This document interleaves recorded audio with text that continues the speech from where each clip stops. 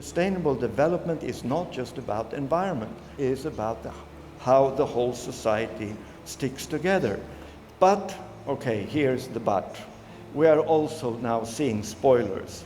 And Trump is a major spoiler because Trump, as a political leader, sets leadership tones beyond his own country.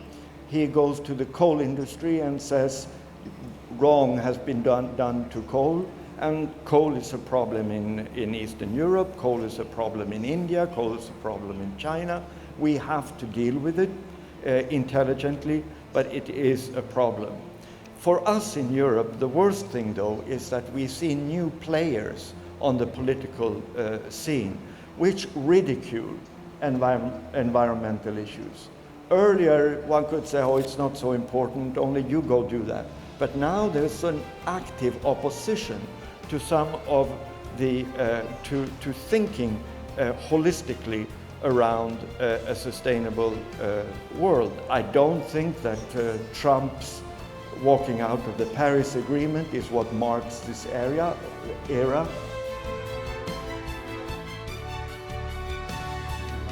I'm Karlsson. I've worked in international affairs, in international development and cooperation for many years. I came here in the 80s, early 90s for the first time. Even then I thought about the ancient civilization, long before my country was civilized.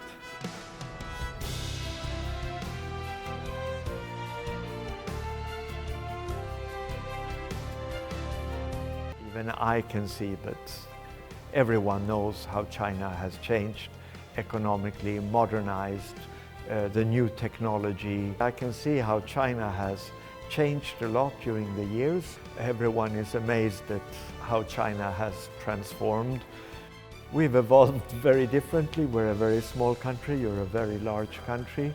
But I think what we definitely share is responsibility and the global order. I have been impressed by how China has engaged with the rest of the world, supported multilateral institutions like the World Trade Organizations, supported the Paris Agreement on climate change, innovated with the Asian Infrastructure Investment Bank, engaged in the BRI. The Belt and Road Initiative is a very positive one. Bring prosperity, it can bring integration, infrastructure, communication. These are very important engagements on China's side. So I just hope that the Chinese youth gets an opportunity to profit from the openness, from this travel and learn and decide for themselves. History does not end. We need to be interested in countries' different experiences. What China has shown, of course, is that it has been able to produce a lot of growth without necessarily adopting the liberal model of the West. What I think is extremely important is that when China provides financial assistance, it is provided on a rules-based basis. That means avoid all corruption, we support good governance in countries, financial management. Every country has to choose its ways, but share one world together. So what made you succeed is where you should also continue in the future.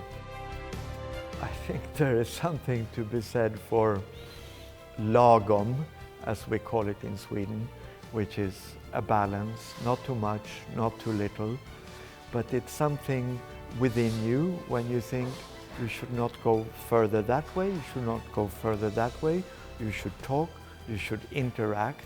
I hope that that kind of inner balance is something that is profoundly human. It's not Swedish, it's not, with all due respect, Chinese. I think it's simply human, and we should seek to find that balance within us, avoid war, stand for a strong, rules-based order, and let individuals find their way within the context of a global peaceful order.